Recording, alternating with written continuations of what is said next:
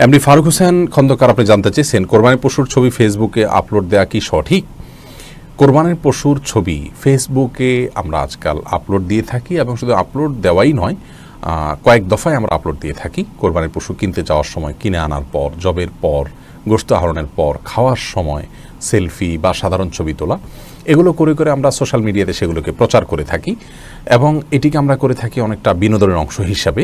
সন্দেহ নাই, সুস্থ বিনোদনের যে জায়গাগুলো সেগুলো আজকাল অনেক বেশি সংকীর্ণ হয়ে গেছে, যার কারণে একটি ইবাদত, সেটিকে বিশেষ করে যার সঙ্গে আনন্দ এবং উৎসবের বিষয়টি রয়েছে ইসলামিক দৃষ্টিকোণ থেকেই, সেটিকে আমরা নিয়ে যদি আনন্দ করি তাহলে এটাকে অনেকেই মনে করেন যে খুব বেশি দর্শনীয় কিছু নয়।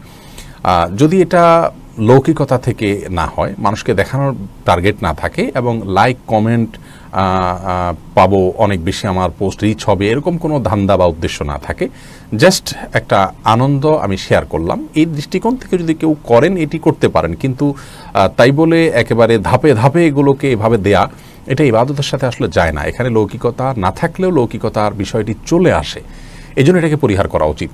আমাদের দেশের ওলামায়ে কেরাম যেরকম এটিকে উৎসাহ দেন না, এবার নিরুৎসাহিত করে থাকেন, একইভাবে আরবিয়ান স্কলাররাও এবার নিরুৎসাহিত করে থাকেন।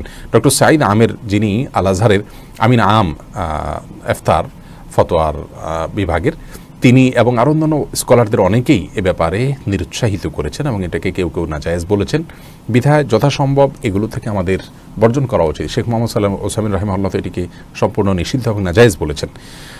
যার কারণে কোরবানির পশুর ছবি ফেসবুকে আপলোড দেয়া, এটা যে কালচার আছে এখান থেকে আমাদের সরে আসা উচিত। বিশেষ করে আপনার এটার মাধ্যমে লৌকিকতার বিষয়টি চলে আসে এবং পার্থিব উদ্দেশ্যটি চলে আসে, এরকমটি করা উচিত না। ইবাদতের মধ্যে এ ধরনের সেলফি তোলা এবং এটাকে খুব বেশি প্রচার করার মধ্যে কল্যাণ নাই। এটা প্রকাশ্য ইবাদত আমরা প্রকাশ্যে করবো, কিন্তু তাই বলে মানুষকে বলে বেড়াবো, ঢোল বাজিয়ে বেড়াবো, এটির কোনো প্রয়োজন নেই। কোরবানির ঈদ উপলক্ষে আমরা নানাভাবে আমাদের আনন্দের কথা প্রকাশ করতে পারি, কিন্তু সেটার জন্য আমার ইবাদতকে দেখেই বেড়াতে হবে। অনেক সময় দেখা যায় অনেকে দেখাতে চান আমার এই পশু আমি কোরবানি করছি, আকার এরকম বড়, এই উদ্দেশ্যগুলো এখানে চলে আসে। যেহেতু অসৎ উদ্দেশ্যের দুয়ার এখানে অনেক বেশি উন্মুক্ত, সেজন্য এটা পরিহার করা উচিত। হ্যাঁ, কেউ যদি সৎ উদ্দেশ্যে করেন, কেনাবেচার উদ্দেশ্যে অথবা কোনো কারণে ভালো কোনো উদ্দেশ্যে করেছেন, তাহলে সেটি জায়েজ হবে ইনশাআল্লাহ।